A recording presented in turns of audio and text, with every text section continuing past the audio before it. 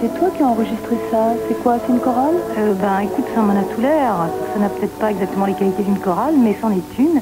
Et j'étais aussi surprise que toi, c'est en arrivant donc à l'école Steiner, cette fameuse école dont je vous parle depuis quelque temps, eh bien je suis d'abord tombée sur ce groupe de gens, des adultes, alors que je m'attendais à trouver des enfants qui chantaient tous ensemble. Et il s'est avéré que c'était les professeurs, les enseignants et les futurs enseignants de l'école Steiner. Parce que l'école Steiner, c'est quelque chose de très spécial. C'est un enseignement particulier qui est diffusé dans des écoles, qui existent un peu partout dans le monde. Et selon l'enseignement donc d'un certain Rudolf Steiner, qui était un utopiste, un philosophe, un voyeur, et qui en 1919 a mis au point un certain enseignement que vous allez découvrir. Comment est née toute cette histoire? Eh bien, Rudolf Steiner a été sollicité donc vers les années 15-16 par un directeur d'usine qui souhaitait qu'il enseigne à ses ouvriers des disciplines nouvelles, la beauté de l'art, etc. Et les ouvriers ont dit à Rudolf Steiner, c'est extrêmement intéressant tout ça, mais pour nous c'est un peu compliqué et un peu tard, mais peut-être pourriez-vous prodiguer cet enseignement à nos enfants. Et c'est comme ça que s'est ouverte la première école Steiner en 1919, et depuis ces écoles existent partout dans le monde, en Allemagne, en Suisse. Et en France, elle se trouve à la Boissière-en-Telle, dans l'Oise, donc à une 50aine de kilomètres de Paris. Et je suis arrivée en race campagne, j'ai vu des bâtiments d'architecture un peu étranges, avec des coins, des recoins, et des enfants qui couraient partout dans les cours. Il y a là également un internat, parce que ces enfants sont pensionnaires. Ces enfants sont pris en charge dès le plus jeune âge et vont environ jusqu'au baccalauréat. Mais ce qui est curieux, c'est qu'on commence vraiment à leur enseigner les matières traditionnelles seulement au moment où ils vont passer le baccalauréat, c'est-à-dire environ un an avant le bac. Et jusqu'ici, ils y reçoivent un enseignement très très particulier et très spirituel, je pourrais dire. J'ai donc été reçue par monsieur Gainsburger, le directeur, qui, bien qu'il se défende d'être directeur, il dit, voilà, c'est une direction collégiale, ma foi, m'a tout l'air d'un directeur. Monsieur Gainsburger. La méthode de Rudolf Steiner diffère des autres en ceci qu'elle est basée sur une connaissance de l'être humain qu'il appelait anthroposophie, laquelle procède d'une autre démarche que la démarche rationnelle ordinaire, sans perdre pour cela de rationalité, mais disons que c'est un chemin intérieur. C'est ce qui a permis à Rudolf Steiner d'être novateur et d'être à la pointe en son temps de toutes les disciplines, la pédagogie n'étant qu'une parmi beaucoup d'autres.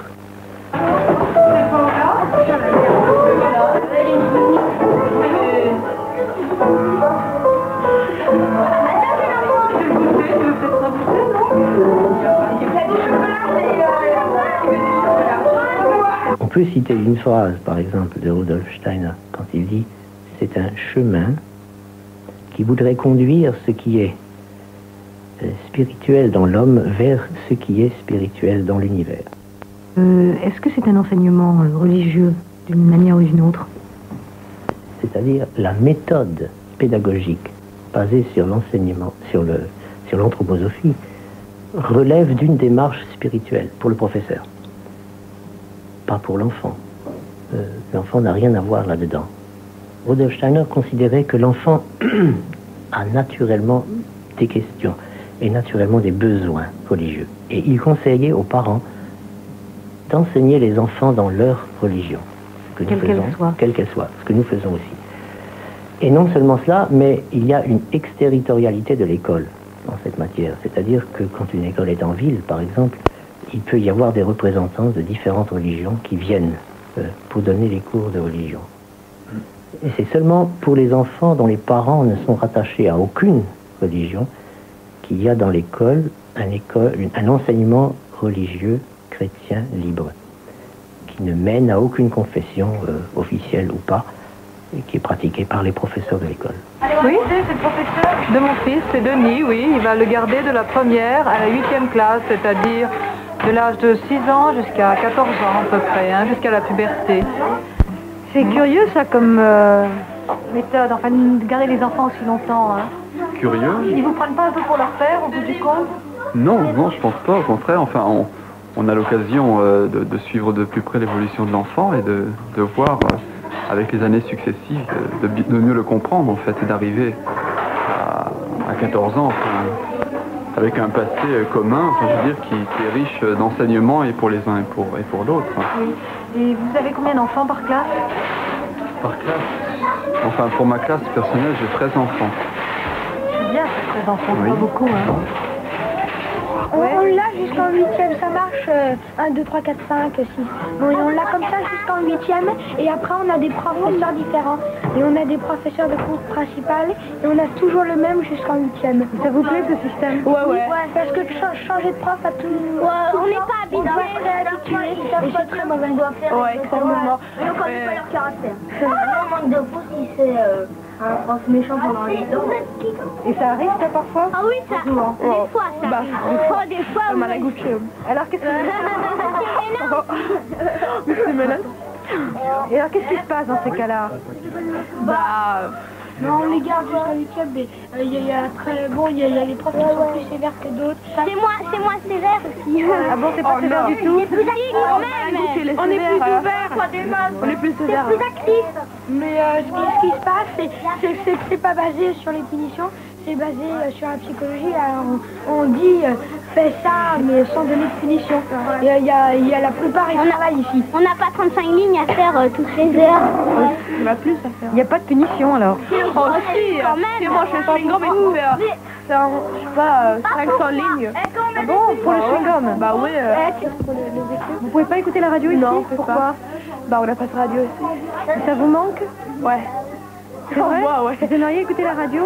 Ouais, la télé aussi. Et la télé non plus? La télé quand même. La radio c'est interdit. Ouais. Je l'ai déjà amené une fois la radio. Ouais, moi aussi. J'ai failli ne plus jamais la voir. C'est vrai. Alors, mais c'est interdit ou on vous dit simplement que c'est pas intéressant? Bah c'est interdit, je crois. Le chewing-gum, la radio, la télé, c'est pas bien. C'est le diable, quoi. Oh, quand même pas, mais... Est-ce que c'est une structure libérale ici pour les enfants ou un petit peu autoritaire, disciplinée, je ne sais pas comment il faut appeler ça? La question n'est pas tout à fait pour nous. Je ne sais pas exactement ce que vous entendez, vous, par libéral. Je ne sais pas même si la comprendrait, la question. Non, je veux dire, est-ce que vous fonctionnez, par exemple, comme certaines écoles, comme l'école Freinet, où on ne va pas contre le désir de l'enfant, où il apprend à développer sa responsabilité, où on ne fait pas régner de discipline, disons, où on renonce à les faire marcher en rang dans la cour, des choses comme ça, vous voyez. Mais il n'est pas question ici que personne marche en rang dans la cour. Je vous donne cet exemple. Mais, je veux dire, c'est quand même différent. L'école, la méthode de Freinet fait appel, comme ça, à ce qui vient de l'enfant. Et nous dirions, oui, à un certain âge, il est juste de faire appel à ce qui vient de l'enfant. Mais tant que l'enfant est petit, il y a des choix qu'il ne peut pas encore faire. Et nous risquons une position, si nous ne faisons pas attention, nous risquons une position un peu démagogique. On fait semblant de laisser à l'enfant choisir, mais en fait, ce que désire l'adulte, il le choisit. Et ça, c'est, je crois, le plus grand danger. Je crois qu'il vaut beaucoup mieux dire, il y a un âge où l'enfant demande, il ne demande qu'à aimer ce qu'on lui apporte, pourvu qu'il puisse aimer le professeur qui lui apporte. Alors, il y a avec nous un des enseignants qui est architecte aussi, je crois. Vous voulez me rappeler votre nom? Je n'ai pas retenu. Pelletier. Oui. Vous êtes architecte et vous enseignez ici en même temps? Oui, c'est-à-dire je suis architecte, mais j'ai mis ma fille dans cette école. Et par un certain nombre de hasards heureux, on fait que j'ai pu de plus en plus rester ici. Je voudrais parler d'une petite expérience que j'ai eue ici en enseignant la géographie. Parce que pour moi, elle a été très très significative d'une découverte pratique. C'est que l'idée, ce n'est pas de dire on va apprendre la Terre comme un objet, ni non plus tel pays comme une configuration hasardeuse qui a telle forme, mais comme le résultat d'un processus vivant. Et là, je vois au mur également des chiffres romains. Alors, vous leur apprenez les chiffres romains. Ah bon? Oui, ils sont les tout petits ici. Oui. Ils apprennent d'abord les chiffres romains. Pourquoi? Parce que c'est plus concret. Hein, le 5, c'est la main, ou bien... Quelque chose qui tombe, c'est pas grave. Oui. Le 1, c'est une barre, c'est concret, il le voit. Oui. Ou le 12 c'est un 10, et on rajoute 2. Alors que le 12 arabe, c'est... C'est ça. Et puis, vous m'avez dit également qu'il n'y avait pas de livre. Oui, Ce sont les enfants qui les ils font. font leurs livres, oui. Qu'est-ce que ça veut dire, faire un livre? Mais ça veut dire que, par exemple, si on voit l'histoire qui commence, donc, comme je disais tout à l'heure, par la mythologie, les grands tableaux de la mythologie, des mythologies anciennes, les enfants les recréent. Et c'est ce qui vous donnera l'illustration de ce livre. Ensuite, ils vont écrire des textes, c'est-à-dire en rapport avec ce qu'ils ont entendu. Donc, et ils participent à la rédaction et à l'illustration, et donc c'est ça leur livre. Il n'y a pas du tout de manuel scolaire. Ah, surtout pas, non. Surtout pas. Surtout pas, même dans les grandes classes, vous voyez, pour la littérature, on a des auteurs, mais pas des manuels. Il faut que les enfants puissent accéder à tous les auteurs, mais il n'y a pas de manuel, le professeur fait son cours. Et il n'y a pas la leçon de choses ou comme ça. Et en sciences, par exemple, vous êtes bien obligé d'avoir des livres quand même. Aucune. Non. En sciences, mettons en physique, le professeur fait des expériences, puis après, il veille à ce que les enfants, ça fait partie de la méthode, puissent reconstituer mentalement les expériences, se souvenir des expériences. Et ce n'est que le lendemain qu'on va se demander pourquoi ça s'est passé comme ça. C'est-à-dire comprendre l'expérience. Oui. Donc l'observation et la pensée, qu'on mélange facilement, sont pris toujours en balance. Dans le fond, c'est comme si vous leur disiez que ce qu'ils apprennent, c'est eux qui les fabriquent en quelque sorte, qu'ils ne doivent pas se reposer sur ce qui a été écrit par d'autres ou pensé par d'autres. Ça c'est déjà... oui, c'est pas tout à fait ça encore. Ce serait plutôt que la physique, mettons, c'est la pensée appliquée à des observations de la physis, de la nature. Oui. Et que maintenant la physique, il faut la faire, effectivement, dans ce sens que l'activité pensante doit avoir lieu. Si ça ne procède pas de cette nature, ce qu'on fait en fait, c'est l'histoire de la physique, qui est intéressante aussi, mais qu'on confond avec la physique. Je comprends. Alors là, c'est inattendu, parce que vous reliez un électroscope chargé d'électricité négative à la Terre, on vous dit dans les livres qu'il ne se décharge pas parce que la Terre contient une quantité infinie de charge négative. Mais en fait, quand vous le faites, si ça se trouve, il se décharge quand même. Puis tout à coup, un jour, qu'on ne peut pas prévoir, il ne va pas se décharger. Oui. C'est la physique, dans la vie. Oui, je comprends. C'est pas l'histoire de la physique. Ou bien, dans tous les livres de physique, on parle de courant électrique. Il n'existe pas d'expérience qui puisse mettre en évidence un courant électrique. Pas de courant. Alors, c'est faire parler les expériences, trouver par la pensée, les relier par la pensée, ça, c'est de la physique. Parce que finalement, le drame, par exemple, dans l'enseignement des mathématiques traditionnel, c'est qu'on demande aux enfants d'apprendre comme des perroquets et de répéter des formules qu'ils ne comprennent pas, parce qu'évidemment, ça ne correspond pas ni à leur vocabulaire, ni à leur pratique. Voilà, tandis que là, les enfants trouvent les formules. Ils trouvent un procédé pour extraire une racine carrée. Ils trouvent ceci à partir des rythmes et des symétries dans les nombres, enfin des choses intéressantes. L'activité de mathématiques doit être une création. Elle doit se faire dans la joie. C'est construire des figures, regarder comment elles se métamorphosent et selon quelles lois. C'est un jeu d'abord. Ensuite, on cherche les principes, comment ça fonctionne, qu'est-ce qu'on prend comme axiome, qu'est-ce qu'on prend comme... etc. Après, il faut le faire d'abord, puis construire, beaucoup construire. Ensuite, on s'en sort et on regarde pourquoi c'est comme ça. Vous voyez, c'est comme la langue maternelle, vous la prenez d'abord, puis un jour, vous vous posez des questions sur la grammaire. Bon, ben les mathématiques, c'est comme ça. On les fait d'abord et on essaye de comprendre, du moins au moins en géométrie, ensuite. Qu'est-ce que vous aimez le plus dans votre école? Moi c'est le calcul. Moi c'est allemand. L'allemand. Puis on fait plus de choses que dans les autres. Nous commençons par les contes, qui sont universels. Dans tous les pays, les contenus des contes sont les mêmes. Et c'est des images des contes que nous tirons les lettres.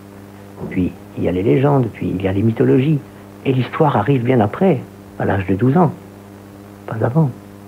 On est quand même relativement dans un moins bon niveau que les écoles communales, mais on travaille des plus bons cœurs. On apprend plutôt à travailler ici, tandis que dans les écoles communales, il faut forcer, mais ils font des choses qu'on ne ferait pas encore cette année. Et ben même nous l'année dernière, on avait fait des choses sur la terre, eux ils ne traitaient pas des chèvres ni rien. Ouais. C'est-à-dire que vous n'avez peut-être pas un programme aussi large qu'eux, mais ce que vous faites, vous le comprenez parfement et vous le maîtrisez. C'est pas... J'ai une petite sœur, elle est en première année de l'école communale, et elle sait déjà lire. Ici, là, c'est en quelle classe? Première. Oui. Et elle sait pas encore du tout lire. Et c'est pas grave parce que quand elle saura vraiment. Et puis même c'est pas la peine parce que quand on apprend tout petit, quand on apprend une écriture bien, puis après on l'oublie, puis on fait n'importe quoi dans le cahier, puis quand on sait plus les verbes ni rien dans les grandes classes. Qu'est-ce que c'est la rythmie? Le rythmie. Le rythmie. C'est un art du mouvement. C'est-à-dire? C'est difficile à dire en peu de mots.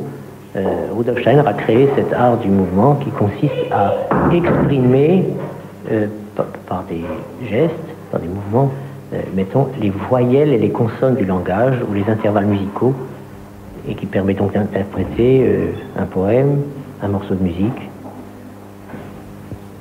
en rapport avec ce que les sonorités sont objectivement. Je peux vous demander un exemple? Eh bien,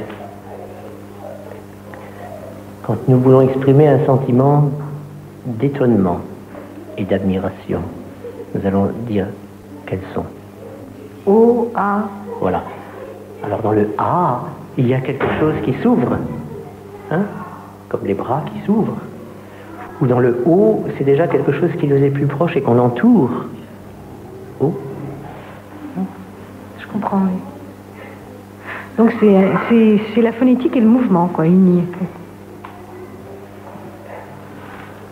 Le langage crée le monde. C'est entrer dans le mystère des sonorités du langage, du verbe. Avant, on en faisait 2 heures par semaine. Et nous, on fait bien ça vous plaisait? Wow, pas trop. Moi, ça fait un peu mal aux pieds. Ah bon? Ouais. Pourquoi? Oh, nous, on le faisait avec Madame Pilon. Et ben, on le faisait tout le temps. Il y avait des choses bien, mais sinon, on avait mal aux bras des fois. Ouais, parce que c'est en même temps un exercice physique. Ouais, on doit tout, on doit lever les bras, on doit... L'enseignement stimule les forces volontaires et créatives de l'enfant et aussi développe ce que nous osons appeler, comme tout le monde, l'âme, mot qui est mal vu aujourd'hui. Hein? On essaie de dépeindre, de décrire les phénomènes de l'âme comme relevant de processus médicaux ou autres. Oui, parce que l'âme n'est pas très productive, donc ailleurs on la néglige. Voilà, alors qu'en fait, je dirais qu'au contraire, elle est productive. Hein. Vous parliez tout à l'heure de l'approche littéraire des choses. J'ai lu chez un auteur, je n'ai pas gardé son nom, qu'il ne lui semblait pas intéressant de perdre son temps à décrire quelque chose qui ne pourrait pas aussi avoir été rêvé. Avec ça, on approche d'un autre monde qui a sa valeur interne dans l'homme et qu'aujourd'hui on tend à mépriser, du moins extérieurement. Ouais, on joue le piano, on fait la musique, comme ça, ouais. Vous faites beaucoup de musique? Ouais. Et vous jouez chacun d'un instrument? Ouais. On joue la flûte à l'école, le violon, ouais. Et c'est vrai que vous n'avez pas de livre d'école? C'est vous qui les faites, les livres d'école? Ouais. Des cahiers. Et est-ce que c'est bien? Est-ce que ça remplace un livre d'école? Ouais. Beaucoup plus. C'est bien. Regarde ce beau dessin, il est de mon fils, alors admire-le. C'est très beau, des très beaux dessins. Oui. Ce que j'en différent des autres, en principe, c'est un peu dans la méthode. Ça. On parle des surfaces de couleurs. C'est pas des lignes qu'on remplit, des lignes contraintes, si vous voulez, qui obligent, qui coupent l'imagination.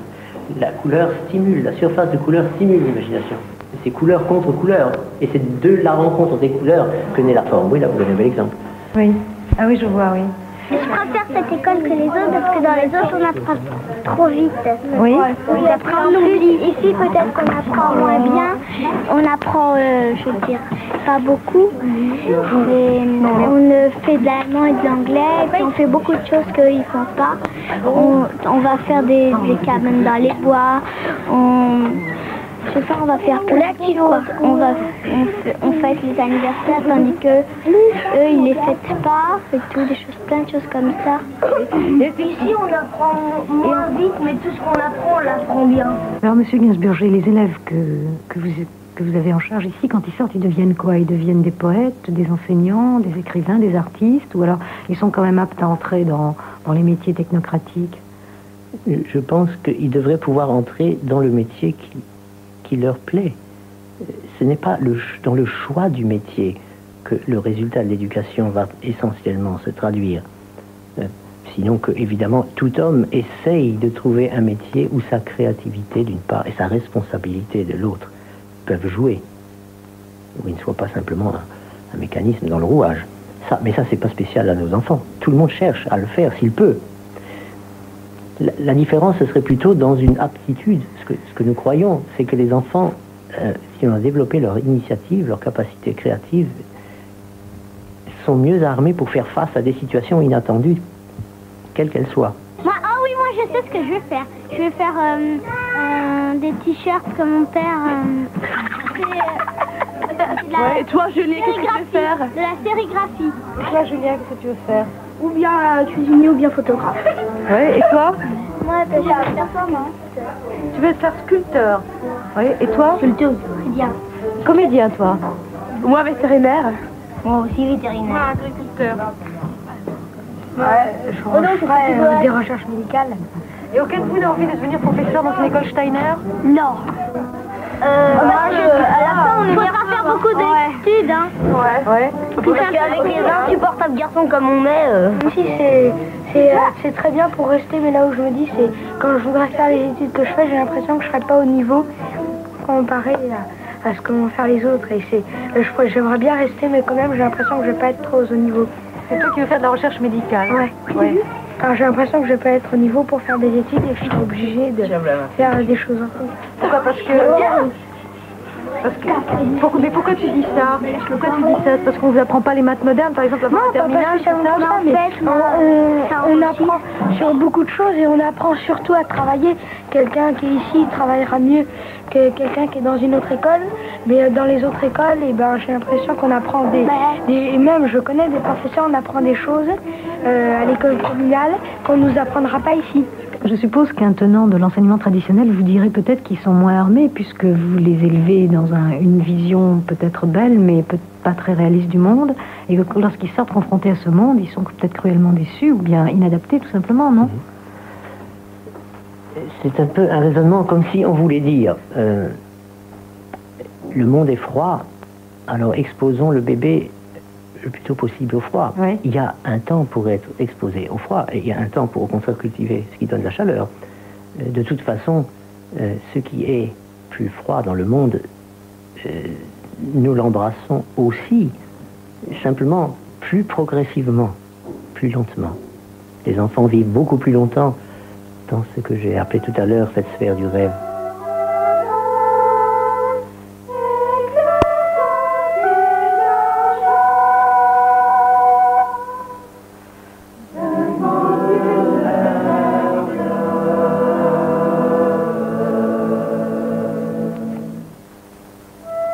Paula, j'ai des inquiétudes.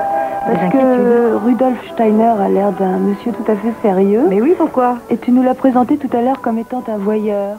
Un voyeur? Tu as dit ça tout à l'heure. Moi, j'ai dit voyeur? Absolument. Oh ma langue a fourché, que Rudolf Steiner me pardonne et M. Gainsberger aussi. Je voulais dire un visionnaire, évidemment. Un voyant, quoi. Un voyant, pas un voyeur. Ah, tu me rassures. Mais oui. Et puis les parents d'élèves aussi de cette école, bien entendu.